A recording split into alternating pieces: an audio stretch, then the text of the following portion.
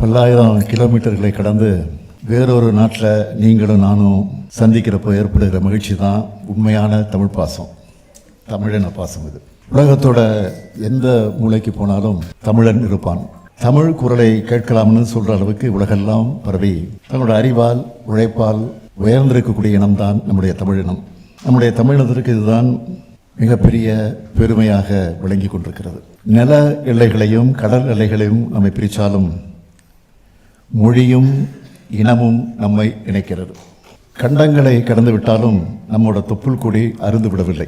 பேரறிஞர் அண்ணா தான் சொல்வார், ஒரு தாய் வயிறு தாங்காது என்ற காரணத்தால் தனித்தனி தாய் வயிற்றிலே பிறந்த உடன்பிறப்புகள் நாம் என்று சொல்வார்.